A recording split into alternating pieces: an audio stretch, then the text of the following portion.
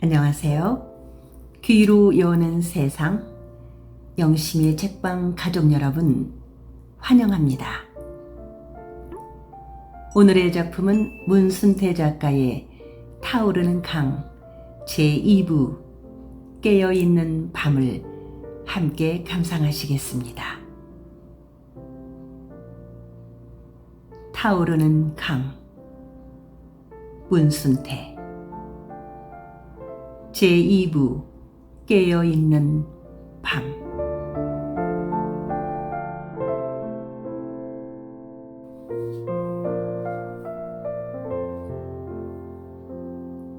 영산 강물이 풀리고 솔장수들이 솔새 뿌리를 캐러 나오면서부터 선창에는 고깃배와 무곡선들이 들락거렸다.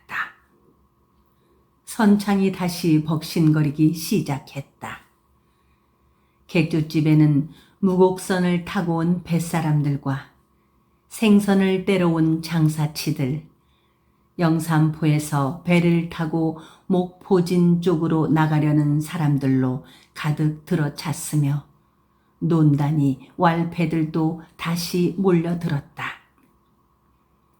조은창 일도 바빠졌다.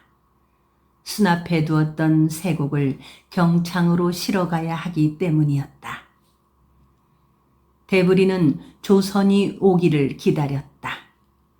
당초에는 법성창에서 보내주기로 하였으나 그쪽도 실어야 할 세곡이 워낙 많은지라 늦어지고 있는 것이었다. 당초 세곡은 이듬해 정월까지 그 취집을 끝내고 2월 22텟날부터 시작하여 5월 보름날까지 경도로 조운하되 각 조선에는 세곡 800석, 전라, 충청은 800석, 경상은 1000석을 한도로 싣고 한 파수에 조선 30척을 한 종으로 삼아 순차로 운항하게 되어 있었다. 또 조선이 지나가는 동안 연읍에서는 읍의 경계와 서초가 있는 곳에 표시를 하고 수로를 잘 아는 자를 배에 태워 지휘케 하였으며 조선이 경강의 입구에 닿으면 차사원이 무곡에 대한 중간 검열을 한 뒤에 한강을 타고 한양으로 들어가 호조의 당상관이나 낭관이 직접 점검하여 수납케 하였다.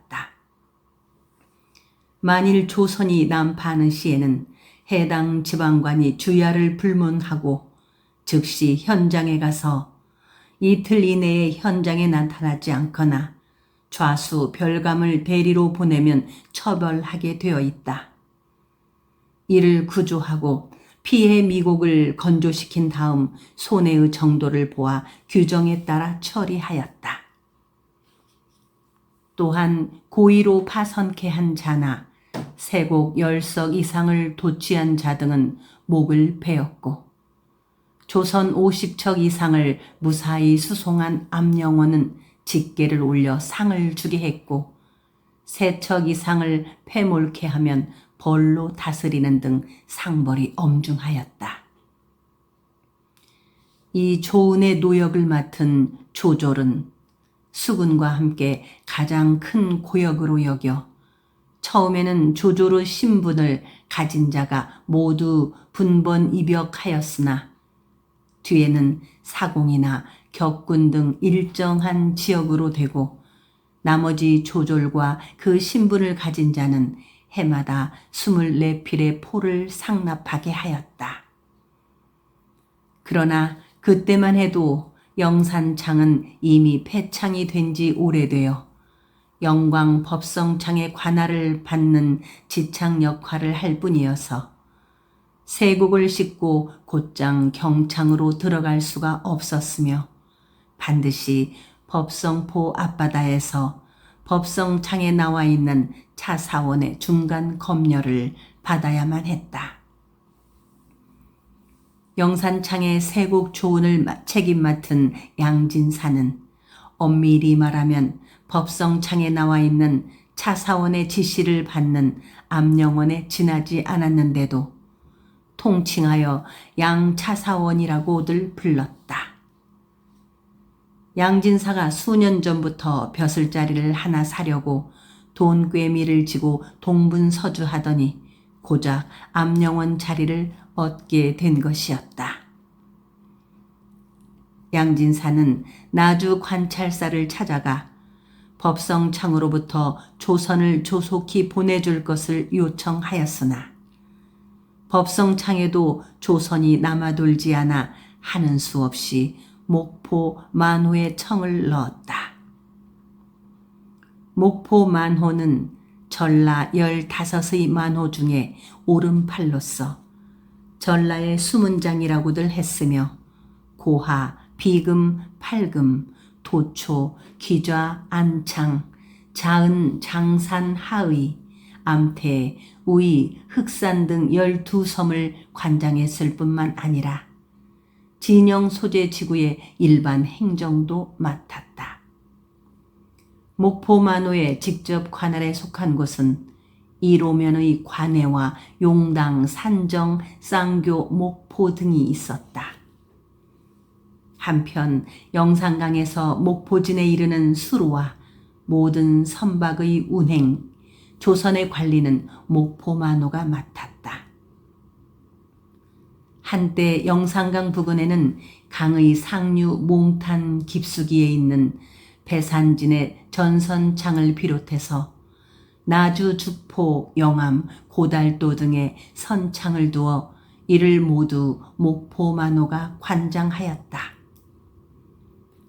나주 관찰사와 목포 만호 사이는 평소 잘 아는 처지였고 만호 밑에 있는 이판 또한 양진사한테는 족숙이 되는 사람이라 세곡 800석을 실을 수 있는 배 20척을 우선 보내주기로 하였다. 목포 만호가 약속한 대로 2월 14일 먼지 바람이 몹시 불던 저녁 나절에 배 20척이 영산창에 들어왔다. 한 배에 5사람씩의 수군까지 딸려 있었다. 배가 들어오자 사공과 수군들을 객주집에서 하루 느긋하게 쉬게 한 다음 보름날 아침부터 좋은 창을 열고 세곡을 싣기 시작하였다. 세곡을 실을 때 양진사가 나와서 직접 지휘를 하였으며 그의 신복 역할을 하고 있던 대부리가 등짐꾼들을 감독하였다. 양진사는 그동안 두어 차례 영산포에서 미국을 배에 가득 싣고 몇 해 전 1883년에 개항을 한 제물포에 가서 크게 재미를 본 경험이 있기 때문에 세곡을 싣고 경창까지 옮기는 것을 그리 어렵게 생각하지는 않는 듯 싶었다. 배가 1,000석을 실을 수 있는 초마선 크기였으나 관찰사의 지시대로 800석씩만을 실었다. 800석을 한 배에 싣는 것도 보통 힘든 일이 아니었다. 이른 새벽부터 싣기 시작하여 한나절 무렵에야 겨우 끝마칠 수가 있었다. 대부리는 양진사의 지시대로 세곡을 실은 배를 일일이 돌아다니며 세곡이 비에 맞지 않도록 간심을 하였다. 싣는 것을 거의 마치자 양진사가 대부리를 불렀다. 양진사는 좋은 창 뒷담벽 쪽으로 대부리를 데리고 갔다. 대부리는 내일이면 배를 타고 바다로 나갈 것을 생각하고 벌써부터 흥분을 감추지 못했다. 대부리는 혹시 양진사가 그를 데리고 갈 수 없다고 할까봐 불안했다. 선창에 등짐꾼들이 모두 몇이나 되느냐? 양진사는 좋은 창 담벽에 바짝 붙어 서서 대부리를 냉엄하게 보며 조용한 목소리로 물었다. 한 250사람은 될 것이옵니다.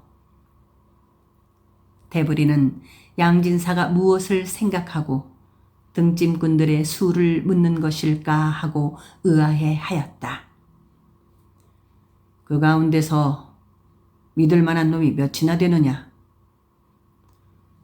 다들 일을 잘합죠. 셋네가 일을 잘하는 사람들만 골랐으니까요. 대부리는 칭찬이라도 들으려는 듯 어깨까지 흔들며 자랑스럽게 대답했다. 그것은 안다만 그래도 대부리 내 말을 잘 듣고 각별히 믿을 만한 놈이라면 글쎄 옳습니다요. 셋네 마리라면 다 죽는 신용이라도 하는 사람들인데쇼. 왜 그러시는디요? 내가 묻는 말에만 대답하거라. 네. 대부리는 양진사의 입에서 이번 파수에 그를 데리고 갈 수 없다는 말이 나오지 않는 것만도 다행한 일이어서 몇 번이고 허리를 굽신거렸다. 몇 사람이나 소용되십니까요? 내 놈과 각별히 지내는 등짐꾼이 몇 놈이나 되느냐? 글쎄 옳시다요. 한 20 남은 사람 가량. 대답을 하면서 그는 대충 그와 형님 동생하며 마음을 터놓고 지내는 등짐꾼들의 얼굴들을 대충 떠올려 보았다. 한 20 남으면 더 될 듯 싶습니다요. 그 수로는 모자랍니까요? 양진사는 잠시 머릿속으로 생각을 굴리는 듯한 얼굴로 고개를 들어 하늘을 보았다. 해가 지기 시작하는 하늘에 두꺼운 구름들이 뭉얼뭉얼 금성산 쪽으로 몰렸다. 아침나절보다 바람도 약산 고개를 들기 시작하는 것 같았다. 대부리는 양진사가 날씨를 걱정하고 있는 것이라고 생각했다. 놉새가 불 것 같은가요? 대부리도 하늘을 보며 물었다. 구름이 몰리는 것이 심상치가 않았다. 놉새가 불면 파도가 일 것이기 때문이다. 그야 밤에 별을 보면 알 수 있을 게다. 그건 그렇고 오늘 밤에 내 놈 말을 잘 듣는 힘 좋은 등짐꾼 50명만 뽑아 놓거라. 그렇게 없죠. 하온데 무슨 일을 시키시려고? 50명이 세곡을 몇 섬이나 실을 수 있겠느냐? 배 말입니까요? 양진사는 대답 대신 고개만 끄덕였다. 밤새도록 말입시오. 양진사는 여전히 고개를 2번 끄덕였다. 한 사람이 20 남은 석은 실을 깹니다요. 한 놈이 20석이면 50놈이면 1000석이로구나. 대부리는 계산을 할 수가 없었기에 잠자코 양진사만 바라보았다. 배 2척 분량을 허도록 해라. 50명이 1600석을 말입죠. 대부리도 그만한 것쯤은 쉽게 셈을 할 수 있었으므로 자랑 삼아 큰 소리로 자신 있게 말할 수 있었다. 왜 어려우냐? 몰아 세우면 할 수 있습죠. 닭백이라도 한 사발씩 먹이고 몰아 세우면이 없죠. 천한 등집꾼들이라는 건 살살 똥구멍을 긁어줌시로 몰아붙이면 일을 잘하니까요. 대부리는 양진사를 보며 비굴하게 웃고 있었다. 그는 양진사가 시키는 일이라면 그의 발바닥이라도 핥을 수가 있었다. 자기 주제꼴에 좋은 창에서 등짐꾼을 부리는 일을 맡고 또 조선을 타고 한양까지 갈 수 있겠는가? 이 모두가 양진사의 크나큰 은덕이라고 생각하고 있었기에 대부리에게 양진사는 하느님보다 더 고마운 사람이었다. 그러지 말고 등짐꾼을 한 100명쯤 대기시켜라. 어렵지 않습죠. 3-4마리라면 모두 벌벌 기니까요. 오늘 밤 일을 시킨 놈들은 날이 새기 전에 돌려보내야 한다. 한 놈이라도 선창에 얼씬거렸다가는 내 놈은 돼질 줄 알아라. 양진사의 말에 대부리는 가슴이 뜨끔했다. 이 양반이 무슨 일을 시키려고 저러나 싶어 두려운 생각이 앞섰다. 무슨 일을 시킬갑쇼? 대부리는 숨을 죽이며 조심스럽게 물었다.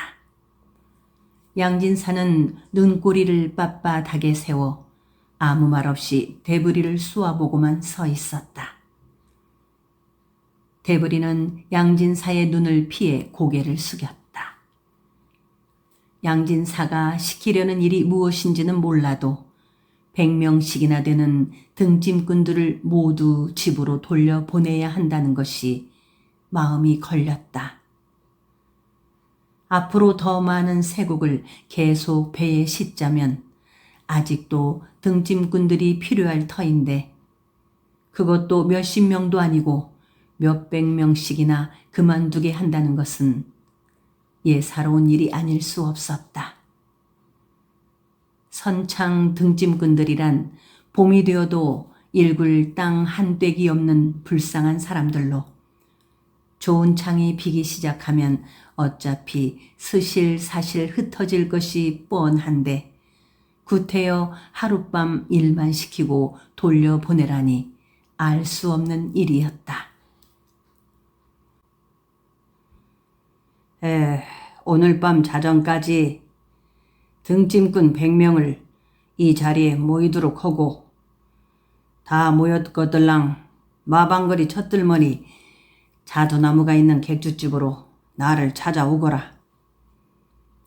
양진사는 그 말만을 하고 돌아서려다가 일은 아무에게도 말해서는 아니 되느니라 하고 대부리를 쏘아보며 다짐을 주었다. 양진사가 선창거리 쪽으로 사라진 뒤에도 대부리는 잠시 좋은 창 담벽에 서 있었다. 양진사가 자기를 찾아오라는 마방거리 자두나무 집이라면 무곡선을 타고 온 쌀장수들이 한 패거리로 묵고 있는 집이 아닌가. 대부리는 찜부럭한 기분을 억누르지 못하여 좋은 창 앞으로 나왔다. 고지기들이 좋은 창에 열쇠를 채우고 있었다. 대부리, 내일이면 배를 타고 떠날 텐디 오늘 밤을 그냥 남길 수가 있는가? 대부리가 형님이라고 부르는 몸집이 나무둥치처럼 크고 얼굴에 살이 뒤룩뒤룩한 나이 많은 고지기가 술 생각이 나는지 마음을 떠왔다. 대부리는 한마디 대꾸도 없이 좋은 창 앞을 지나쳤다. 어이, 대부리, 그냥 헤어질 거요? 고지기가 큰 소리로 재우쳐 물었으나 대부리는 뒤도 돌아보지 않았다. 그는 방석호를 찾아가는 길이었다. 일이 끝났으니 방석호는 지금쯤 떼죽나무집 술청에 있을 것이다. 지난 설에 그가 오랫동안 살아왔던 상전집으로 여자를 만나러 갔다가 여자의 죽음을 알고 돌아온 뒤부터 방석호는 매일 일이 끝나면 술타령이었다. 방석호는 답답해서 영산포에 오래 붙어있지 못하겠다면서 어디론가 훨훨 돌아다니고 싶다고 하는 것을 대부리가 가까스로 붙잡아 놓았다. 대부리는 벌써 양진사한테 방석호와 함께 조선을 타고 경창까지 갔다 와도 좋다는 허락을 받아 놓았던 것이었다. 생각했던 대로 방석호는 그의 패거리 몇 사람과 함께 떼죽나무집 술청을 차지하고 있었다. 대부리가 들어서자 방석호 패거리들이 일어서며 앉을 자리를 비켜주었다. 대부리는 술상 가까이 앉자마자 아무 말 없이 빈 술사발에 술을 채워 단숨에 털어넣었다. 조선이 내일 아침에 뜬담서. 방석호가 대부리의 찜부럭한 얼굴을 가깝게 들여다보며 물었다. 대부리는 대꾸를 하지 않고 거푸 술사발을 비웠다. 술청에 꾸역꾸역 어둠이 찾아들고 있었다. 뗄나무 끝 넛바우가 등불을 걸어주고 나갔다. 넛바우는 난초가 새끼내에 가 있는 동안 대부리를 보면 주둥이를 삐죽거리며 심드렁한 얼굴을 하는 것이었다. 형님, 오늘 밤 자전거정 100사람만 모아주시오. 대부리가 석잔채 술사발을 비우며 무겁게 말했다. 아닌 밤중에 홍두깨라더니 한밤중에 무슨 일로? 다도 모르겠구만요. 암튼 100사람만 모아주시오. 무턱대고 사람만 모으란 말이요. 되도록이면 믿을만한 사람들로요. 치이기를 불알만 찬 놈들인디 믿고 못 믿을 게 뭐 있난. 세곡을 배에 싣는답니다요. 아니 지랄한다고 세곡을 한밤중에 실어? 옆에 있던 갈퀴가 큰 소리로 튕겨내자 대부리가 그를 쏘아보며 눈을 흘겼다. 대부리의 눈길에 갈퀴는 더 이상 입을 열지 않았다. 양진사가 시키는 일인가? 방석호가 물었다. 대부리는 고개만 끄덕였다. 그는 차마 자정에 모이게 한 100명의 등짐꾼들을 날이 새기 전에 영산포를 떠나도록 해야 한다는 말을 할 수가 없었다. 잠시 후에 방석호가 그의 패거리들에게 자정까지 모일 등짐꾼들을 골라 미리 알려주는 것이 좋겠다고 하여 술청에 같이 있던 좌중이 모두 나갔다. 술청에는 방석호와 대부리 두 사람만 남았다. 대부리는 방석호와 술을 두어 사발 서로 주고받은 뒤에 자정에 좋은 창 담벽 뒤에서 만나기로 하고 떼죽나무 집에서 나왔다. 아침에 조선을 타고 떠나자면 새끼내에 한번 다녀와야겠다는 생각으로 객죽거리를 지나오는데 등짐꾼들을 모으러 다니던 방석호 패거리들과 마주쳤다. 그들은 대부리를 보자 다시 자정에 무슨 일을 할 거냐고 재우쳐 물었다. 대부리는 그냥 배에 세곡을 싣는 일일 것이라고만 말하고 지나치려다가 그들을 불러 세웠다. 등짐꾼들 중에서 영산포에서 식소를 거느리고 사는 사람들은 제하고 타곤에 살거나 뜨내기들한테만 나오라고 하슈. 대부리가 당부하는 말에 그들은 고개를 갸웃거리면서 몸을 돌려 세웠다. 대부리는 객죽거리를 지나 강변 둔덕길로 접어들었다. 2월도 반이 지났는데 밤바람이 제법 쌀쌀했다. 쌀쌀한 밤바람이 강물을 뒤집는 소리가 촐랑촐랑 들려왔다. 휙 벌거벗은 미루나무들이 바람에 흔들렸다. 하늘에도 바람이 일고 있는지 별빛이 마치 물결 치듯 흔들려 보였다. 별빛이 심하게 흔들리는 것으로 보아 큰 바람이 불어올 것만 같았다. 강변 둔덕에서 맞바라보기로 건너다 보이는 선창 뒤 언덕배기의 움막들에서 비추는 기름 심지불도 유난히 출렁거려 보였다. 선창 뒤 언덕배기에는 등짐꾼들이 모여 살고 있었다. 영산포에는 세곡을 취집하기 시작하면서부터 몰려드는 뜨내기, 등짐꾼들이 많았지만 일구어 먹을 만한 땅 한 떼기 없이 식솔들을 거느리고 움막을 짓고 선창을 상대로 눌러 사는 사람들도 많았다. 그들은 좋은 창이 텅 비어도 이곳을 떠나지 않았다. 대부리는 그가 등짐꾼들을 감독하면서 움막을 짓고 식솔들을 거느리며 사는 사람들을 우선적으로 일을 시키곤 하였다.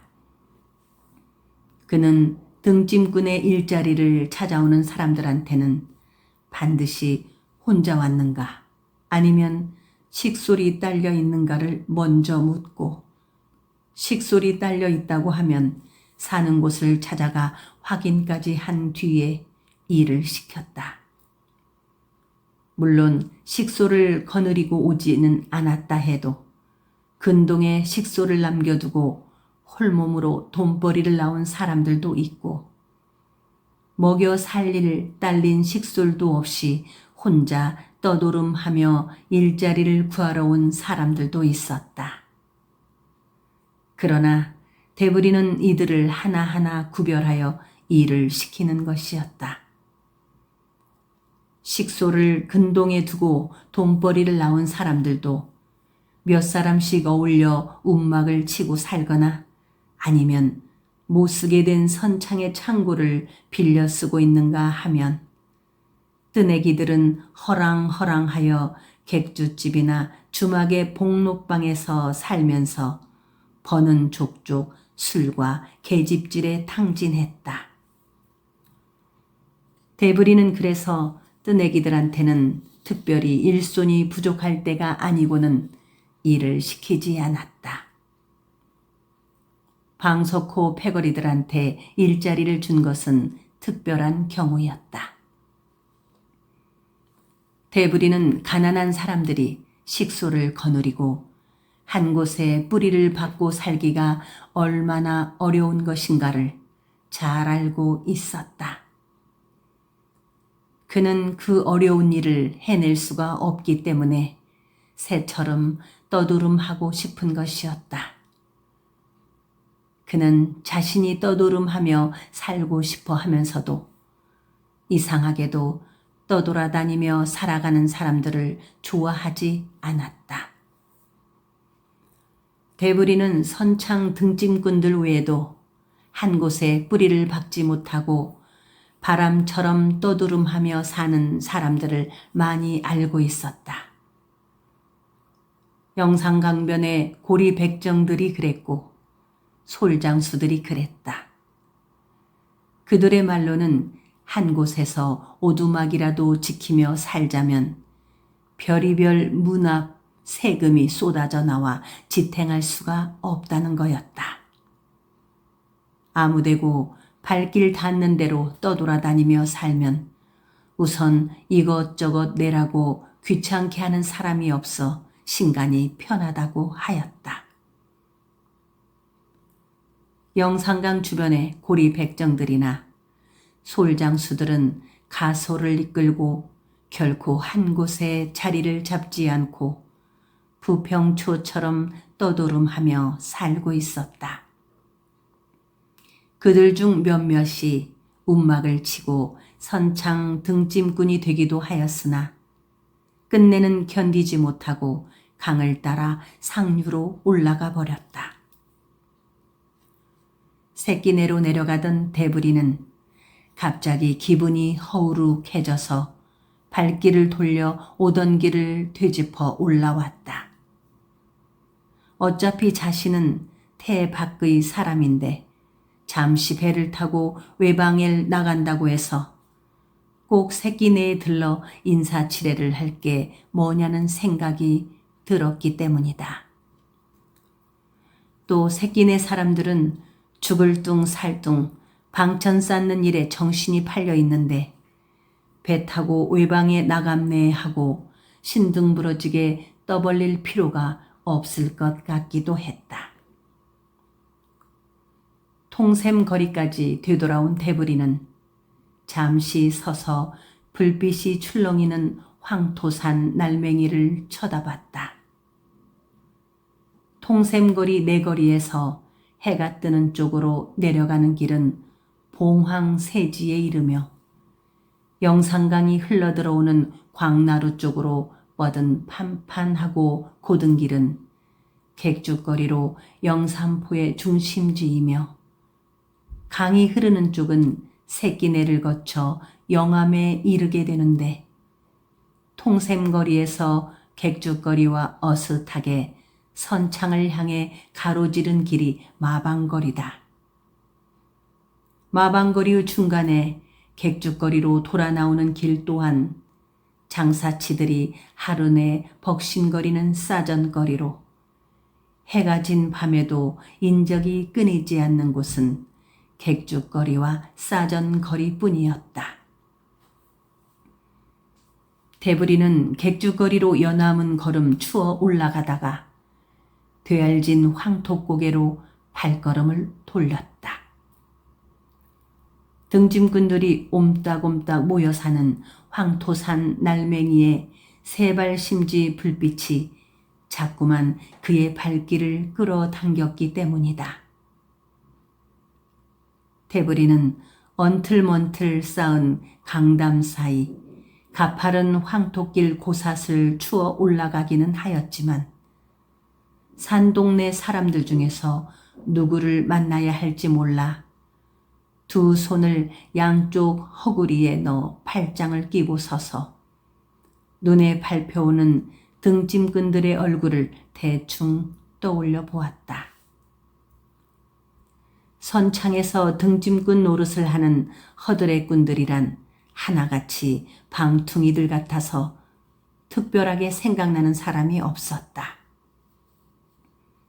잠시 후에 대부리는 언제나 말이 없이 시트한 얼굴로 짐을 져 나르는 번데구리 영감이 생각났다. 처음에 그는 풀상투를 한 이맛박이 보기 흉하게 훌렁 벗겨져 쉰이 넘은 영감으로 보고 그에게 일을 시키지 않으려고 했던 것인데 번데구리라 그렇지 나이는 이제 35밖에 안 되었노라고 물 머금은 소리로 통사정을 하는 것이었다. 대부리는 그의 통사정에 마음이 움직여 등짐꾼으로 썼는데 나이 많은 약골인 줄만 알았더니 아름있게 일을 잘하였다. 대부리는 그 번데구리를 만나기로 작정하였다. 잠시 뒤에 휘즈근한 노파가 악패듯 울어쌓는 아기를 업고 어둠이 가득 괸 고사스로 나오기에 다짜고짜로 번데구리 집이 어디냐고 물어보았다. 노파는 정강이에 흘러내린 행전을 죄어치느라고 허리를 구부리고 있는 대부리 옆으로 바싹 다가와 어둠 속으로 그의 얼굴을 들여다보는 것 같더니 번데구리는 왜 찾느냐고 시비조로 물었다. 선창에서 같이 일하는 사람입니다요. 행전을 죄어치고 허리를 펴며 대답하자 노파는 울어쌓는 아기의 엉덩이를 토닥거리며 턱 끝으로 어두운 고삿의 끝을 가리켰다. 저기 오동나무가 서 있는 앞집이라오. 대부리는 노파가 턱 끝으로 가르쳐준 고삿의 끝쪽으로 더 올라가 심은 지 4, 5년쯤 된 오동나무 앞에 섰다. 그는 번데구리의 이름을 몰라 그를 뭐라고 불러야 할지 사립장문도 없이 강담으로 입구를 터놓은 자리에 서서 잠시 미적거렸다. 옹바구니 속 같은 번데구리의 집에서도 불빛은 어둠을 가르고 환히 비쳐나왔다.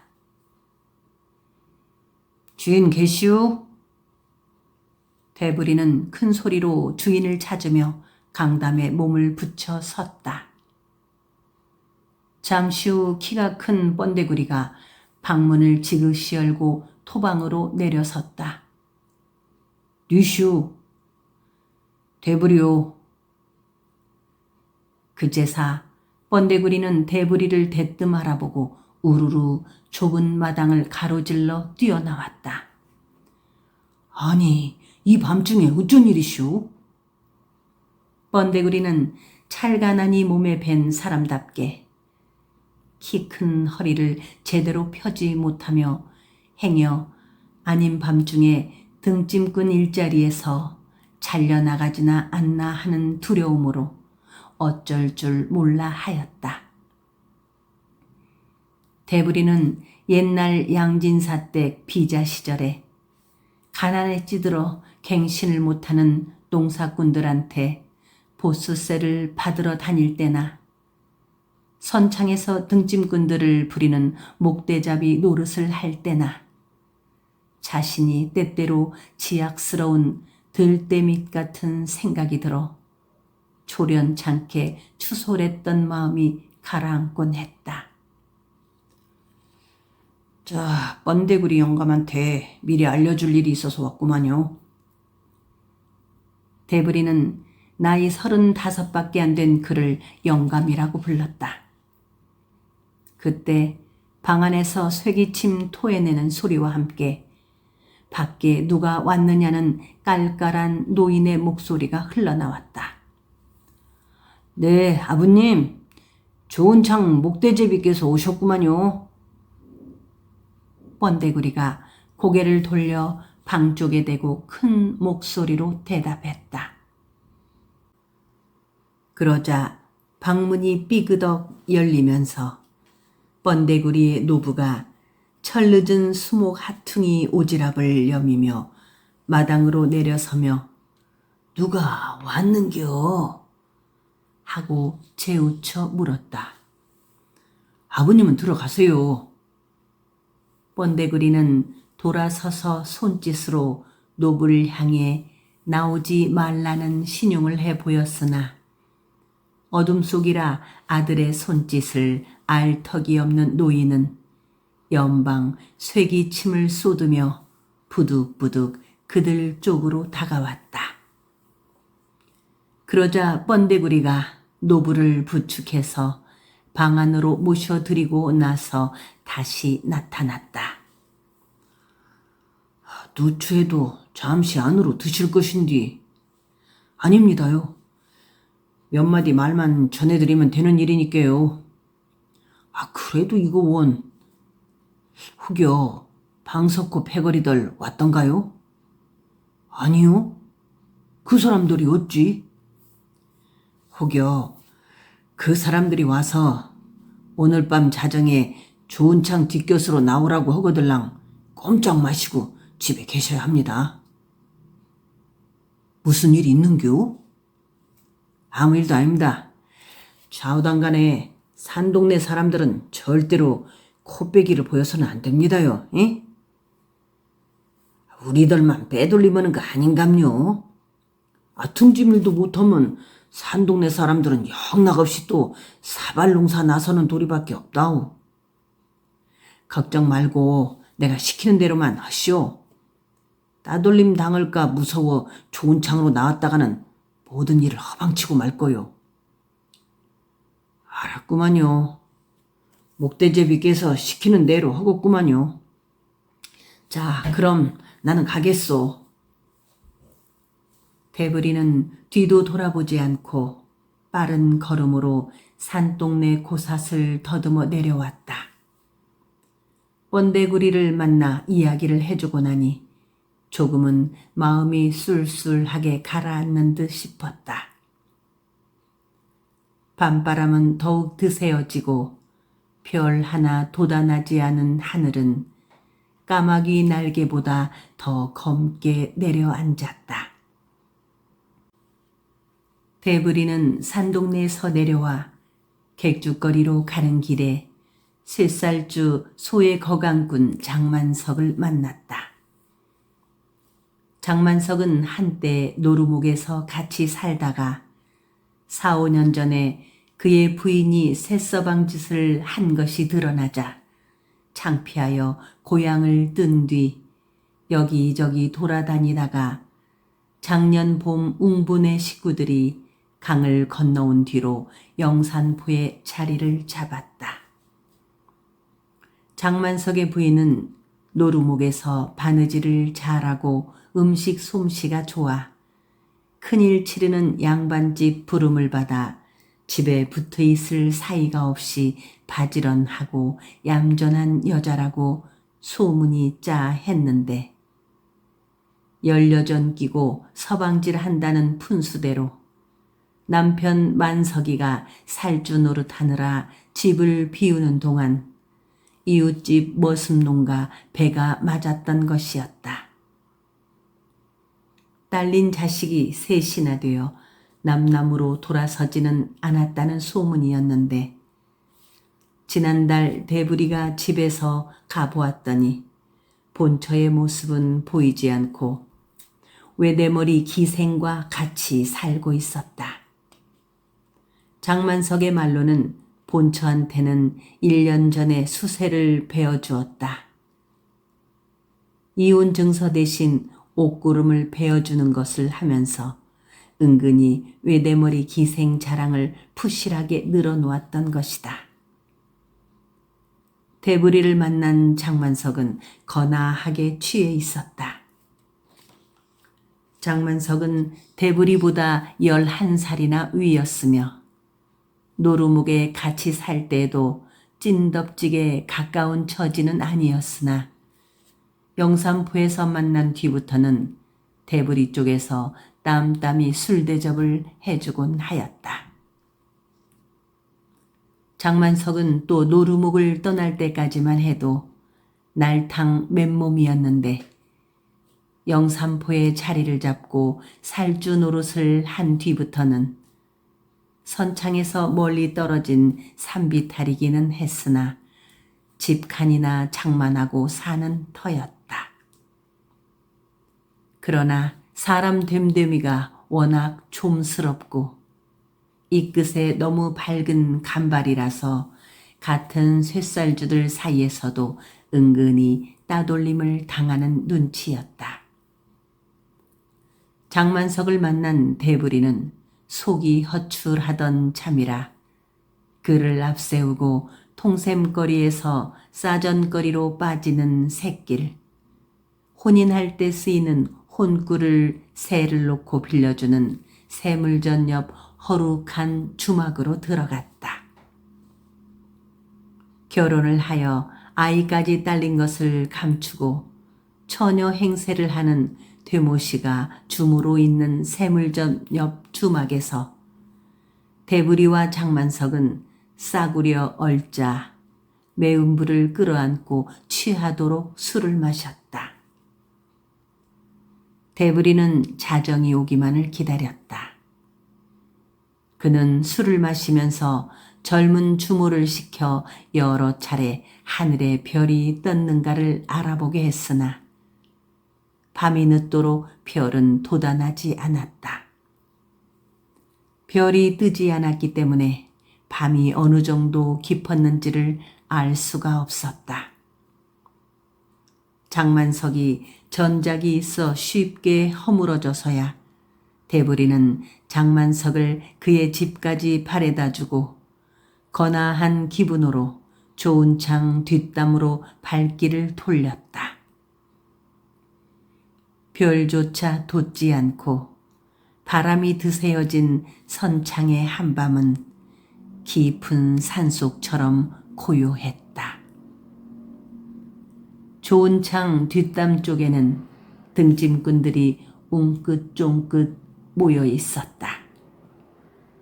방석호의 얼굴도 보였다. 얼추 헤아려도 50명은 훨씬 넘을 듯 싶었다. 대부리는 방석호한테 잠시만 기다려달라고 하고 양진사가 기다리고 있을 마방거리 찻들머리 주막으로 갔다. 자정이 다 되었는데도 주막에는 등불이 밝혀져 있고 복록방이 떠들썩하였다. 주모한테 양진사 만나기를 청했더니 주모는 그렇지 않아도 대부리가 오기를 기다리고 있었다면서 잠시만 서 있으라고 하며 복록방으로 갔다. 잠시 후에 양진사가 상투바람으로 나왔다. 복록방에서는 흐드러진 여자들 웃음소리와 술 취한 남자들이 목소리가 뒤범벅이 되어 흘러나왔다. 나리마님, 다들 모였는데쇼. 대부리가 양진사를 기다렸다가 허리를 굽히며 말하자 양진사는 뒷짐을 지고 말없이 사립 쪽으로 걸어갔다.